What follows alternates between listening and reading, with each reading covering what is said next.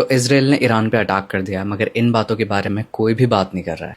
Israel का कहना है कि ईरान के पास क्योंकि न्यूक्लियर वेपन्स हैं, इसलिए उसके एग्जिस्टेंस पे खतरा है, इसलिए उसने ईरान पे अटैक किया है सर्वाइवल के लिए। बट एक्चुअली में न्यूक्लियर एटॉमिक जो एजेंसी है, उन्होंने इस बात को कम्प्लीटली वेरीफाई करके कहा था कि ईरान पे कोई भी न्यूक्लियर वेपन्स नहीं है।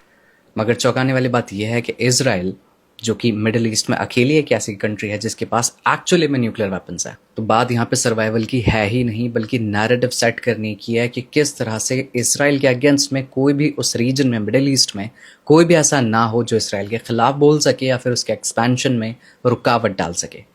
इनफैक्ट सालों पहले एक इसराइल की ही तरफ से एक ऐसी लिस्ट जारी की गई थी जिसमें 7 कंट्रीज थी, और उन 7 कंट्रीज को इसराइल ने अमेरिका के जरिए तबाह करने का प्लान किया था। उसमें सारी कंट्रीज ऑलमोस्ट लाइक डिस्टेबलाइज हो चुकी हैं, और ईरान उसमें आखिरी वो कंट्री है। और मुझे आपको बात बताने की ज़रूरत भी नहीं है कि आप खुद जानते हैं कि इस वक्त इसराइल क्या कर रहा है मासूम लोगों के साथ में।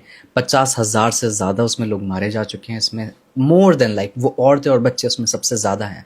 और इसराइल ने अपने बाकी जितने भी उसकी नेबर कंट्रीज़ हैं, सभी पर उसने बॉम्बिंग की है, और इतना करने के बावजूद भी वो ये कहता है कि वो विक्टिम है। और आई बिलीव आप जानते होंगे कि ईरान की अमेरिका के साथ में पीस टॉक्स चल रही थी, न्यूक्लियर डील्स की बातें चल रही थी, उन बातों वो कंप्लीट भी नहीं हुई थी, प्रोसेस में थी, तभी इसराइल ने ईरान पर अटैक कर दिया था। तो यहाँ पे ये बात है ही नहीं कि उनके पास न्यूक्लियर वेपन्स हैं नहीं हैं। It is about setting the narrative, और इसराइल नहीं चाहता कि उसके खिलाफ कोई भी रीजन में उसके सामने खड़ा हो सके, उसको डिफाई कर सके। इन सभी चीज़ों को देखते हुए ईरान ने भी इसराइल पर अटैक किया, बैलिस्टिक मिसाइल्स, ड्रोन्स बहुत सारी फायर किए, और आयरन डोम जो थी वो फेल हो गई। बहुत सारी मिसाइल्स थी वो तेल अवीव में हिट की। ये सभी आप मंजर देख सकते हो, और सबसे बेहतरीन इमेज ये जिसने मेरा दिल खुश कर दिया, F-35 की है। एक F-35 ईरानियन आर्मी ने शॉट डाउन कर दिया है, और एक ऐसा प्लेन है जिसको अनडिफीटेड माना जाता था, इस पर कोई रेडार लॉक ऑन नहीं कर सकता था। स्टिल मैं ये नहीं कहूँगा कि ईरान की इकनॉमी इस सिचुएशन में है कि वो इसको सस्टेन रख सके बहुत ज़्यादा लंबे वक्त तक, मगर इसका मतलब ये नहीं है कि वो ख़ुद को डिफेंड नहीं कर सकता या फिर इसराइल को फ्लैट नहीं कर सकता। उसके पास इतनी फायर पावर है।